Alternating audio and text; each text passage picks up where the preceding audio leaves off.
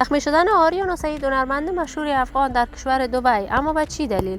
آریانا سعید به چی دلیل در دبی زندگی می کند؟ افشای حقایق و رازهای پشت پرده زندگی جنجالی آریانا سعید در دبی و گفتنی های تازه اسیب ساید در این باره و درآمد میلیونی آریانا سعید در دبی. اما از چی طریق آریانا سعید چرا دیگر به کارهای موسیقیش نپرداخته است؟ من در این ویدیو پیرامون حقایق همین ماجرا خواهم پرداخت. پس در ادامه با کانال دنیا اینفو باشید.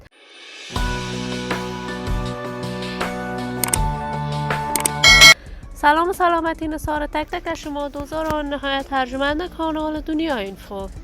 شما را خوش آمدید میگم به یکی دیگر از ویدیوهای جذاب و دیدنی این کانال. اگر دوست کانال دنیا اینفو باشید، پس برای حمایت هرچی بیشتر از کانال دنیا اینفو علامت سابسکرایب را فشار دهید تا بیننده ویدیوهای جذاب و دیدنی کانال دنیا اینفو باشید. آریانا سعید هنرمند مشهور، چهره شناخته شده، محبوب و مطرح در میان مردم افغانستان است. علاقه‌مندان و دوستداران خاص خودش را دارد. آریانا سعید لقب ملکه دلها را در میان مردم افغانستان در مدت خیلی کوتاهی به دست آورد و هرچند در هنر موسیقی افغانستان قدم‌های نخستینش را گذاشت، ولی من حیث داور و یاور در بزرگترین برنامه‌های موسیقی در افغانستان اجرای وظیفه می‌کرد.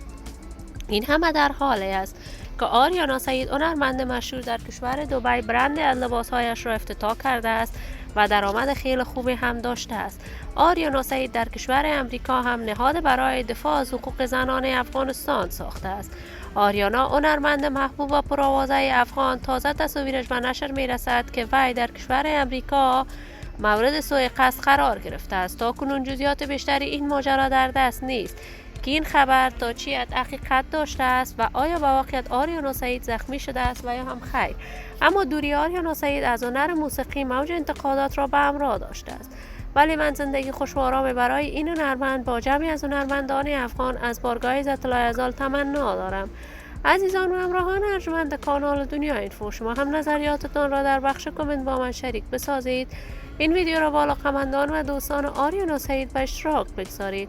اگر دوست کانال دنیا اینفو باشید، پس برای حمایت هرچی بیشتر از این کانال علامت سابسکرایب را فشار دهید تا ویدیوهای دیگر کانال دنیا اینفو را از دست ندهید. تا درودی دیگر، بدرود.